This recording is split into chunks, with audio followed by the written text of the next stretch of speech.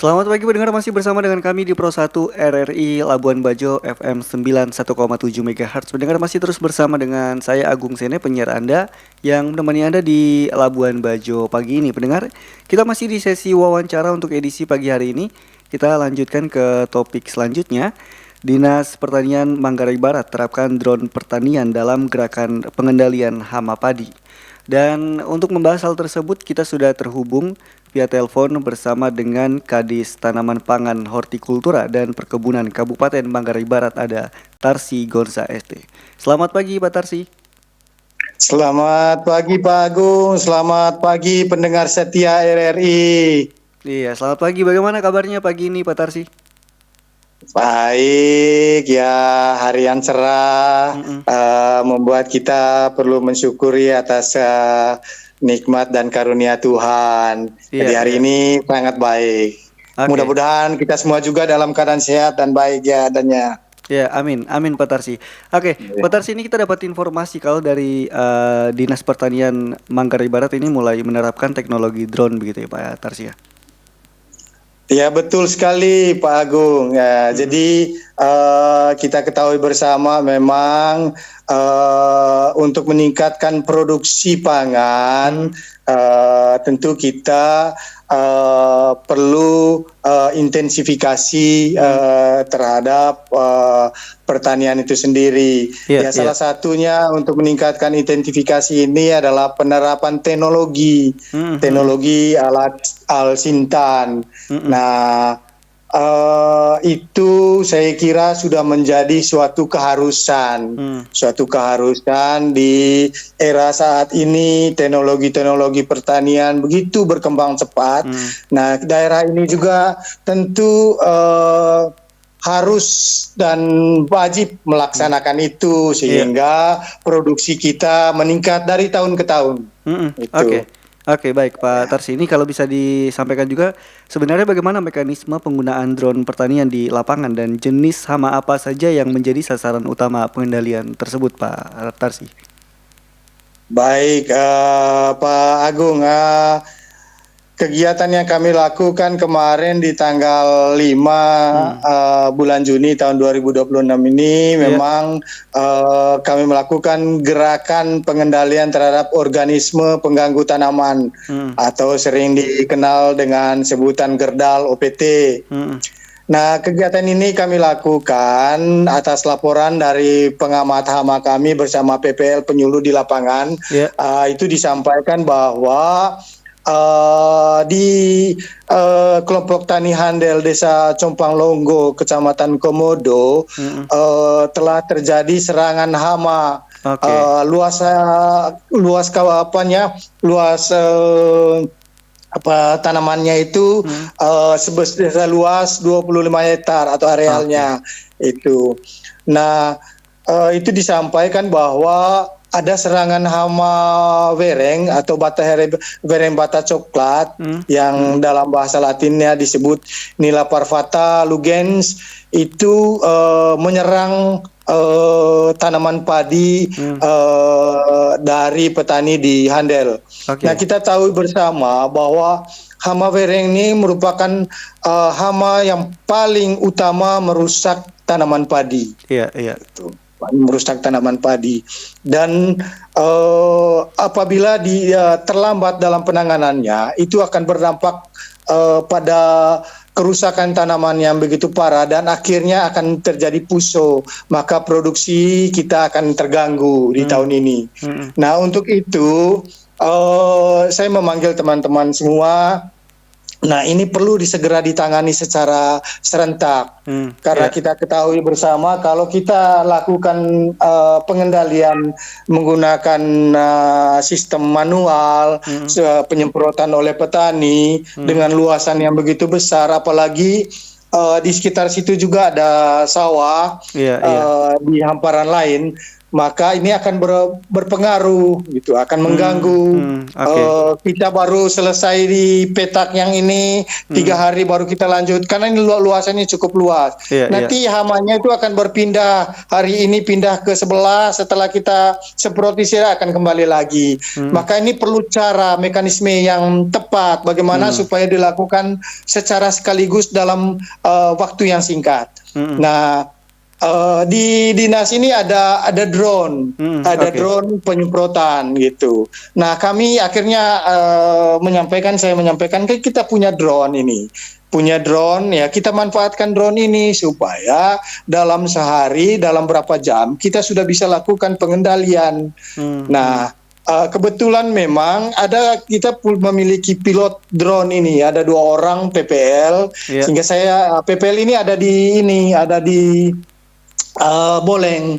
Saya minta untuk dia dipanggil ke sini, dan dia saat ini sedang sedang mengikuti latsar tapi secara online. Saya panggil, ya sudah, ini saja saya sampaikan, ini jaga merupakan program latsar kamu saja, itu penggunaan pemanfaatan drone, ini disetujui. Akhirnya kami lakukan di tanggal 5 itu.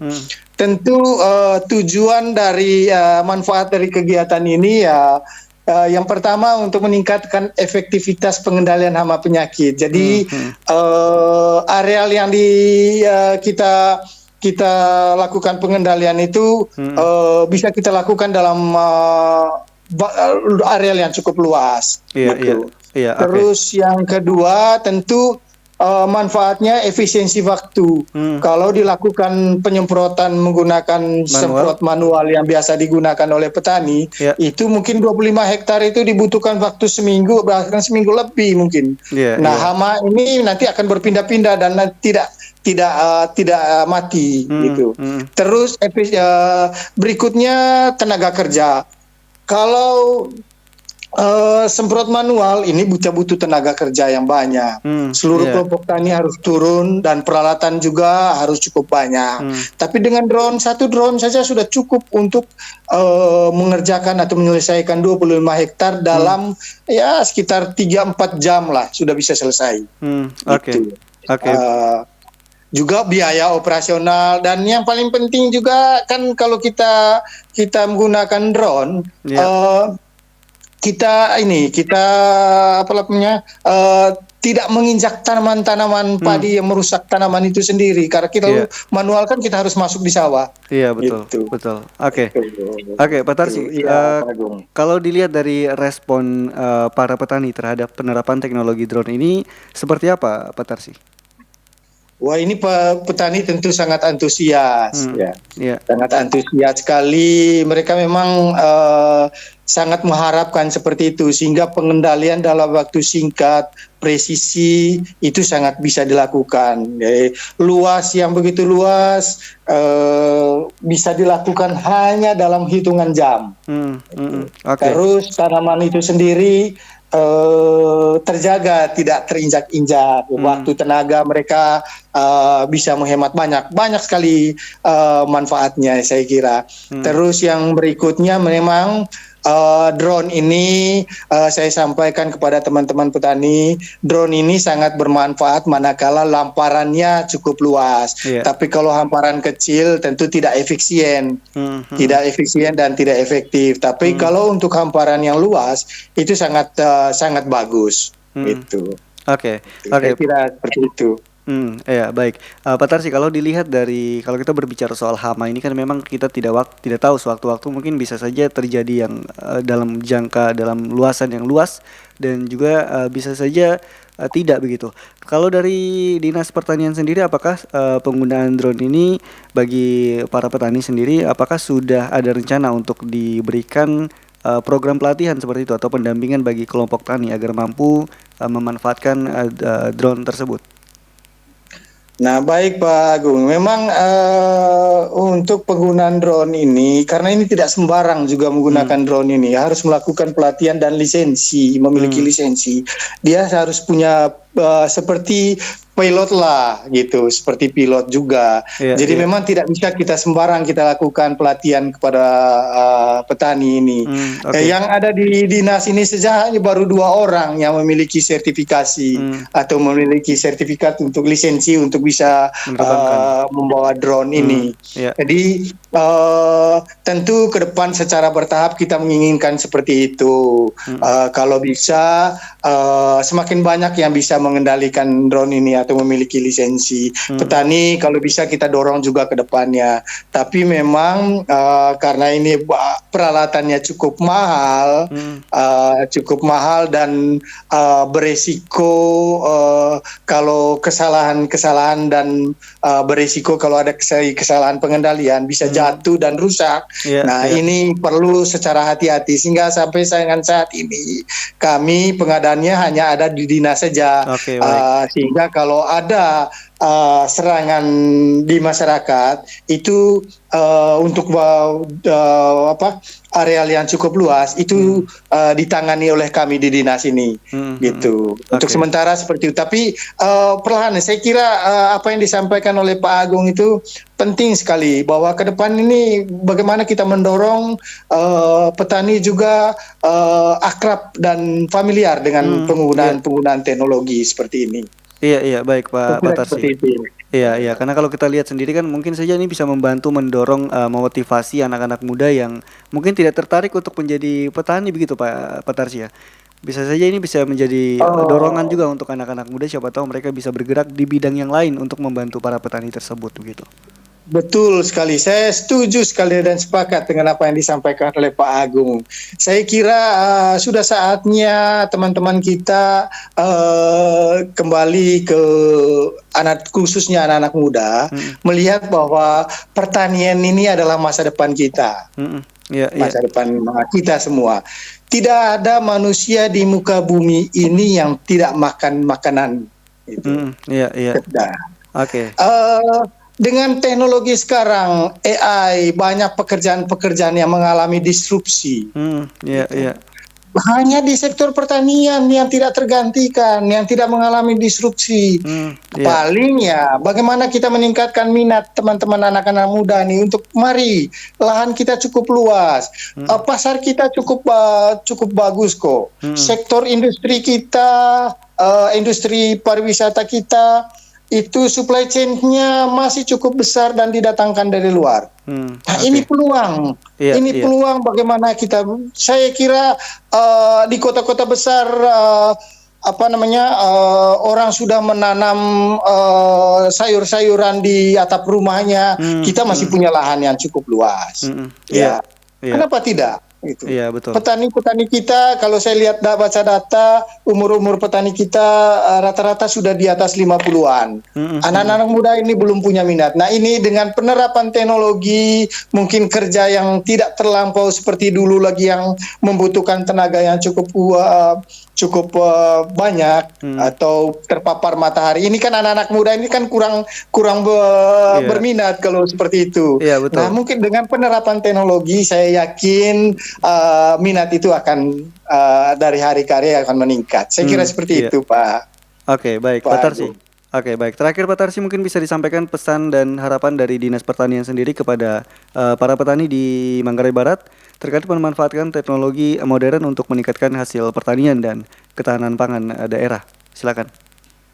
Baik, terima kasih Pak Agung. Saya bapak-bapak, para petani masyarakat Manggarai Barat yang saya kasihi, seperti yang saya sampaikan tadi bahwa kemajuan teknologi saat ini mengakibatkan banyaknya pekerjaan-pekerjaan yang mengalami disrupsi. Iya. Hanya satu yang tidak mengalami perubahan, yaitu setiap manusia pasti akan membutuhkan makanan, membutuhkan. Karena itu pangan menjadi hal yang puncak dari seluruh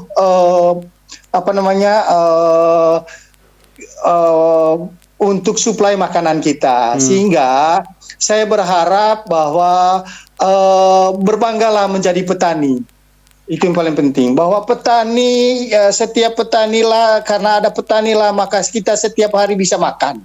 Iya, iya. Enggak, saya berharap bahwa jangan sampai kita meninggalkan pertanian. Marilah anak-anak muda sekarang, ayo kita kembali ke pertanian. Hanya dengan dengan kita memanfaatkan lahan-lahan kita, itu kita akan pasti akan bisa meningkatkan kesejahteraan kita. Pasar kita cukup luas. Saat ini industri pariwisata begitu menjanjikan, terus juga dengan program-program pemerintah pusat, program pemerintah daerah, dengan modernisasi peralatan pertanian, saya yakin kita bisa produksi kita akan semakin meningkat ke depannya. Saya kira seperti itu Pak Agung. Berbangga. Yang paling pertama adalah petani itu harus bangga menjadi petani. Gitu. Karena dia menjadi kebutuhan primer paling pertama dari 3 kebutuhan primer kita. Itu pangan menjadi nomor satunya dari 3 kebutuhan primer. Saya pikir seperti itu Pak Agung. Baik. Iya, saya sepakat Pak Tarsi. Baik. Mudah-mudahan ini bisa menjadi inovasi dan motivasi juga untuk ke depannya Pak Tarsi. Mudah-mudahan ini bisa membantu regenerasi untuk tidak malas dan juga tidak mengesampingkan profesi sebagai petani atau seperti itu begitu. Betul. Saya kira seperti itu para anak-anak muda sekarang, jangan berpikir tentang lain. Mari kita punya lahan, kita berdayakan lahan kita. Baik. Terima kasih banyak Pak Tarsi sudah meluangkan waktunya. Terima kasih banyak. Selamat pagi Pak Agung. Selamat pagi dan selamat pagi untuk semua pemirsa. Semoga Tuhan memberkati kita semua. Iya, amin. Baik, terima kasih Pak Tarsi. Selamat pagi. Terima kasih Pak, selamat pagi. Pro 1, kanal informasi dan inspirasi. Pro 1, kanal informasi dan inspirasi.